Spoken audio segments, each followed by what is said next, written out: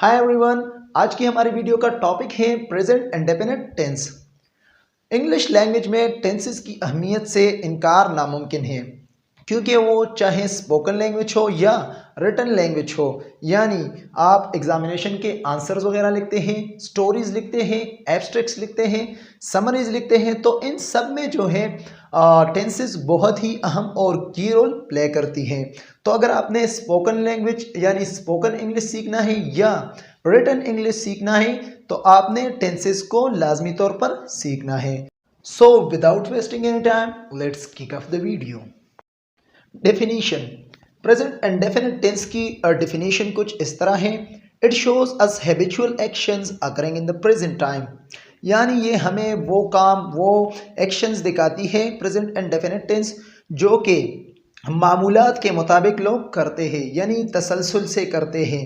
और दूसरी क्या, नो स्पेसिफिक टाइम लिमिट, यानी इसमें कोई ख़ास वक्त नहीं दिखाया जाता, लेकिन ये टेंस हमें वो काम, वो आमाल दिखाते हैं जो कि लोग तसलसल से करते हैं, यानी रोज़ाना के बेस पर करते हैं। मिसाल के तौर पर ही गोज़ टू स्कूल, वो स्कूल जाता है।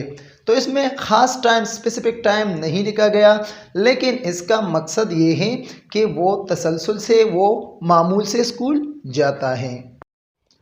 उर्दू में पहचान, यानी उर्दू में आपको किस तरह पता चलेगा कि ये सेंटेंस प्रेजेंट इंडेफिनिट टेंस का है।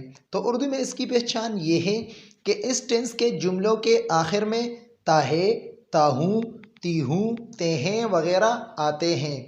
जिस तरह मैं स्कूल जाता हूँ, वो स्कूल जाते हैं, वो अखबार पढ़ती हैं। इस तरह के जुमले जो है प्रेजेंट इंडेफिनिट टेंस के होते हैं।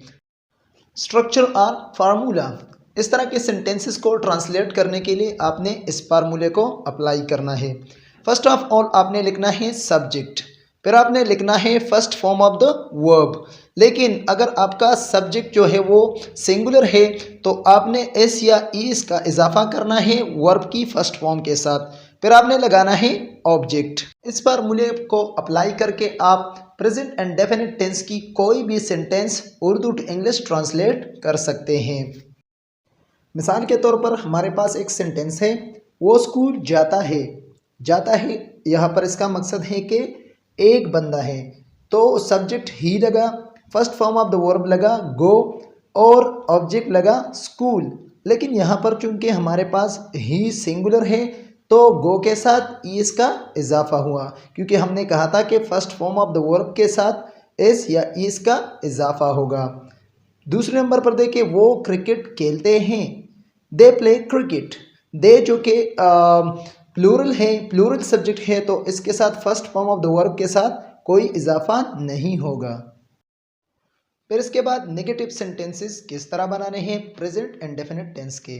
तो सबसे पहले हमने यहाँ पर फार्मूला लिखा है सब्जेक्ट, फिर इसके बाद हेल्पिंग वर्ब है, सिंगुलर के लिए हम डज नॉट लगाएंगे और प्लूरल सब्जेक्ट के लिए हम डू नॉट लगाएंगे। फिर इसके बाद first form of the verb लगेगा और ऑब्जेक्ट लगेगा। फिर मिसाल के तौर पर हमारे पास एक सेंटेंस है, वो स्कूल नहीं जाता। तो वो नहीं जाता का मतलब है कि सब्जेक्ट जो है वो सिंगुलर है, तो इसलिए हम डू के साथ ईस का इजाफा करेंगे। यहाँ पर नेगेटिव सेंटेंसेस में first form of the verb के साथ एस या ईस का इजाफा नहीं होगा, बल्कि डू के साथ होगा।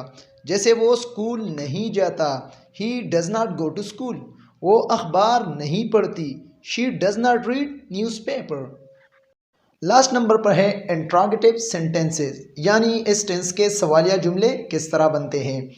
तो इसके लिए नीचे लिखा गया फार्मूला है, हमने डू या डज लगाना है वो सेंटेंस की शुरुआत में, यानी in the beginning of sentence.